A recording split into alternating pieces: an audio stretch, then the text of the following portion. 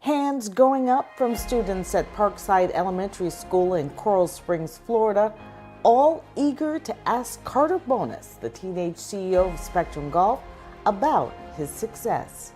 I wanted my business name to be Spectrum Golf, so I wrote an SG on a sheet of paper, but then the G was backwards because sometimes I'm dyslexic, so I was going to fix it, but then my dad said it looked good, and that's how I got my logo. Carter, who is on the autism spectrum, is a former student at Parkside. He launched his own line of golf apparel at the age of 10 and became Sports Illustrated Sports Kid of the Year in 2022.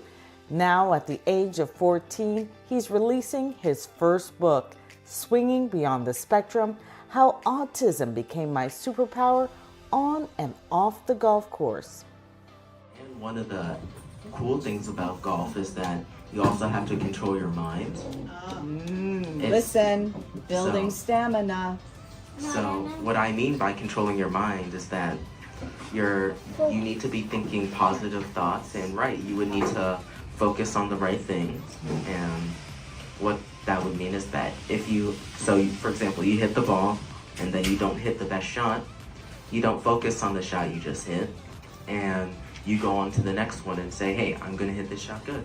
So I shouldn't throw my golf club down on the ground and stomp my feet and say, that was a terrible shot? No. No. Carter said, we're gonna focus and be prepared for the next shot. I tried my best, I'll do better next time. Right. Miss McCullough was Carter's second grade teacher. At that time, Carter was struggling with bullying over his autism diagnosis, and she remembers the first day they met. I had come out of my classroom because I heard a student crying. So I just wanted to see what was going on. Sometimes you need a little extra help.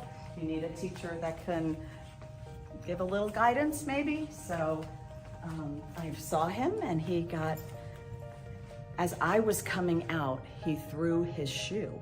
And it didn't hit the teacher, but I knew something was wrong. And so I had walked over just about here, and I asked if everything was okay, and she said yes, but this is Carter. And he was crying, and he was upset, and he was temper tantruming, and he was banging his feet on the ground, hence the throwing of the shoe, I'm sure.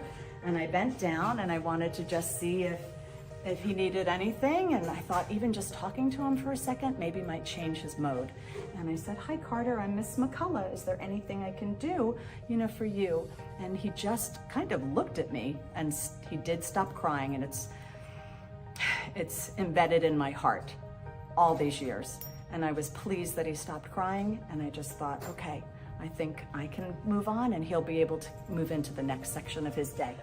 I was told that it is in his book that this sort of reenactment that we just did was in his book because it's something that he remembered that was special to him, that he felt that he didn't have a teacher helping him all the time.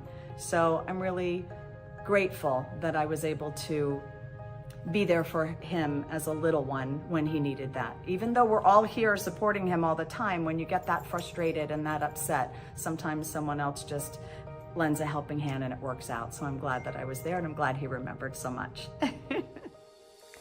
As you can imagine, Miss McCullough is in Carter's new book. You'll be able to read how he describes the first time he met her. Carter's book, Swinging Beyond the Spectrum, is now available for pre-order on Amazon.com.